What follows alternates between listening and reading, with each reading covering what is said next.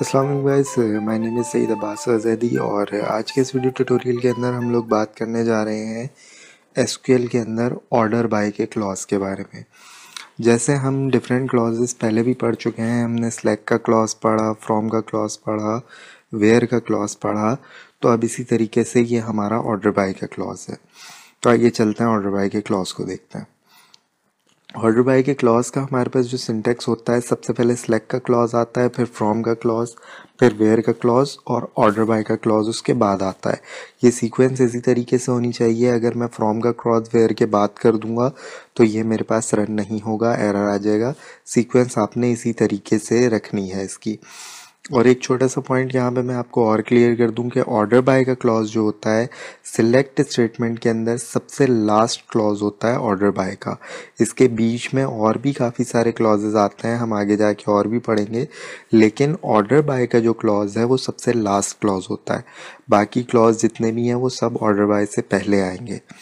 उसके बाद अगर सिर्फ हम वेयर के साथ यूज़ कर रहे हों ऑर्डर बाय का क्लॉज, तो उसके लिए हमारे पास पहले वेयर आता है और फिर ऑर्डर बाय आता है। अच्छा, ऑर्डर बाय बेसिकली काम क्या कर रहा होता है? ऑर्डर बाय का क्लॉज हमारे पास यूज़ हो रहा होता है सॉर्टिंग के लिए, डेटा सॉर्ट करने के लिए। डेटा सॉर्टिंग क्या होती है? सॉर्टिंग होती है डेटा को किसी फॉर्म के अंदर लेकर आना। अब सॉर्टिंग दो तरीके की हो सकती है, एक होती है असेंडिंग और एक होती है डिसेंडिंग। हम दो तरीके से डेटा को सॉर्ट कर सकते हैं। तो अब हमारे पास जो ASC का कीवर्ड होता है वो यूज़ होता है असेंडिंग के लिए, और बाय डिफ़ॉल्ट जो है वो असेंडिंग ही होता है।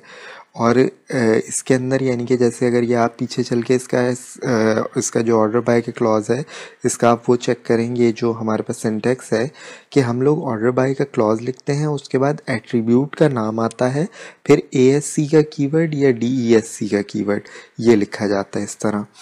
तो ASC का जो कीवर्ड होता है ये असेंडिंग के लिए हम यूज़ करते हैं, और बाय डिफ़ॉल्ट अगर हम कुछ ना लिखें तो बाय डिफ़ॉल्ट असेंडिंग ही होता है। उसके बाद DESC का कीवर्ड हम लिखते हैं डिसेंडिंग ऑर्डर के लिए, जब हम सॉर्टिंग जो है वो डिसेंडिंग ऑर्डर में करना चाहते हैं। उसके बाद हमारे पास नल वैल्यूज़ के अंदर ये क्या काम कर रहा होता है? असेंडिंग जो होता है वो नल वैल्यूज़ को सबसे लास्ट पे डिस्प्ले करता है। अगर आपके पास कोई नल रिकॉर्ड आ रहा होता है तो वो सबसे लास्ट पे डिस्प्ले होता है असेंडिंग के अंदर, और डिसेंडिंग के अंदर नल रिकॉर्ड जो है वो सबसे पहले शो होता है। तो इस तरीके से नल वैल्यूज़ पे अप्लाई हो रहा होता है। उसके बाद हमारे पास order of execution of clauses होती है। इसमें हमारे पास सबसे पहले जो, जब हम ये एक इंटरनल बात कर रहे हैं कि जब हम एसक्यूएल की कोई कमांड लिखते हैं तो वो बैकएंड पे रन किस तरह होती है, उसमें सबसे पहले हमारा फ्रॉम का क्लॉज रन होता है। यानी सबसे पहले वो देखता है कि किस सोर्स से डेटा उठाना चाह रहे हैं। फिर उसके बाद हमारा वेयर का क्लॉज रखता है, वो देखते हैं कि किस कंडीशन वाइज डेटा उठाना चाह रहे हैं, हमारी कंडीशन क्या है। फिर उसके बाद हमारा सिलेक्ट का क्लॉज आता है कि क्या क्या डेटा उठाना चाह रहे हैं, यानी इसमें से कौन कौन सा एट्रीब्यूट उठाना चाह रहे हैं। उसके बाद एंड पे हमारा ऑर्डर बाय का क्लॉज सॉल्व होता है। तो इस तरीके से इसकी ऑर्डर ऑफ एग्जीक्यूशन होती है। तो आइए चलते हैं अपने एसक्यूएल प्रॉम्प्ट की साइट पे। हम अपना एसक्यूएल प्रॉम्प्ट ओपन कर लेते हैं।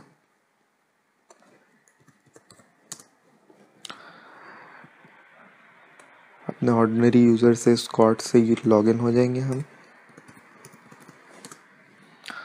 ये हम स्कॉट से लॉगिन हो चुके हैं। Clear screen. हमने ऑर्डर बाय के क्लॉज का यूज़ देखना है। सबसे पहले मैं एक स्टेटमेंट लिख रहा हूँ, जैसे हमें पता है कि हम एम्प्लॉय के टेबल के ऊपर ही काम कर रहे हैं सारा। तो मैं लिख रहा हूँ select name job salary from EMP where salary greater than 1000 order by का कीवर्ड लिखते हैं हम, और इसके बाद हमारा एट्रीब्यूट का नाम आता है। अब मैं फॉर एग्जांपल चाह रहा हूँ कि मुझे एम्प्लॉय नंबर वाइज जो है वो, सॉरी एम्प्लॉय नंबर तो मैंने सेलेक्ट नहीं करवाया, मैं चाह रहा हूँ मुझे सैलरी वाइज जो है वो शो करा दे असेंडिंग ऑर्डर।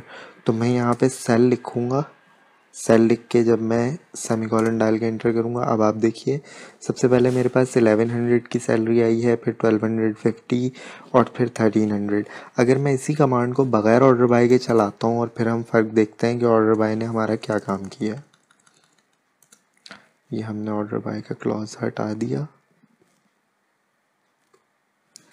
अब देखते हैं, देखें अब सबसे पहले 1100 आ रहा है, फिर 1250 आ रहा है, फिर उसके बाद हमारे पास दोबारा 1250, फिर 1300, 15, 16, 2450, 2850, 2975, 3000, 3000। तो ये इस तरीके से हमारे पास सैलरीज आ रही हैं। 2975 एक्चुअली सैलरीज हैं ही असेंडिंग ऑर्डर में। हम एक काम करते हैं, हम लोग इनको किसी और चीज़ को करके देखते हैं। Select employ number, job, salary from EMP,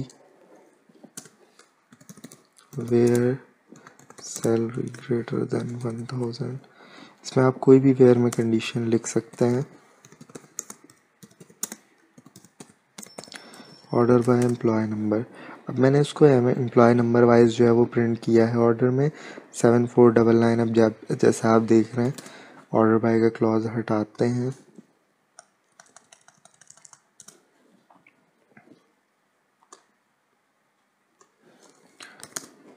अच्छा जी, अब देखें ऑर्डर बाय का क्लॉज हटाया 7902 7876। देखिए यहाँ पे आ रही थी 7876 और यहाँ पे आ रही है 7788, यानी इसने इसको असेंडिंग ऑर्डर में कर दिया है। अब मैं इसी तरीके से नेम्स को भी कर सकता हूँ। ED में गया, मैं इसमें लिखता हूँ ई नेम, नेम को अल्फ़ाबेटिकली जो है वो ऑर्डर कर देगा, order by E name. E name में इसको ऑर्डर कर रहा हूँ, असेंडिंग में है। अब मैं कुछ भी नहीं लिख रहा तो इसका मतलब ये असेंडिंग में लेके आ जाएगा। सबसे पहले A वाले नाम, फिर B वाले, फिर C वाले, असेंडिंग ऑर्डर में। अब अगर मैं इसके अंदर DESC का कीवर्ड लिखता हूँ तो ये देखिएगा अब ये डिसेंडिंग ऑर्डर में प्रिंट करेगा। ये आपने देखा सबसे पहले W वाला आ गया, ये इसने मुझे डिसेंडिंग ऑर्डर के अंदर प्रिंट कर दिया।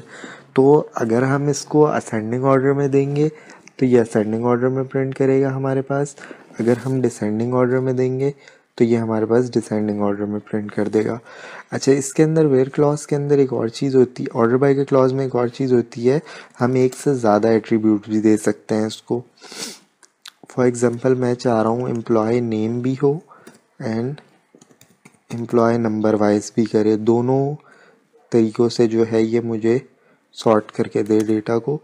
तो अब ये देख रही है सबसे पहले इसने मेरा क्या किया होगा, ई नेम वाइज इसने उनको सॉर्ट किया होगा, फिर नंबर वाइज किया होगा। यानी नेम वाइज जो, अब ये दो हैं, एक से जिनका नेम स्टार्ट हो रहा है ये दो हैं, इसने इन दोनों को जब असेंडिंग में कर दिया होगा उसके बाद इसने ये चेक किया होगा इनके नंबर्स असेंडिंग में हैं या नहीं। पहले ये सेकंड नेम, एलियन का नेम ऊपर आएगा या नीचे, यानी ये दोनों तरीक़ों से चेक किया है इसने। तो गाइस आज की वीडियो के लिए अंदर हम लोगों ने ऑर्डर बाय के क्लॉज के बारे में पढ़ा।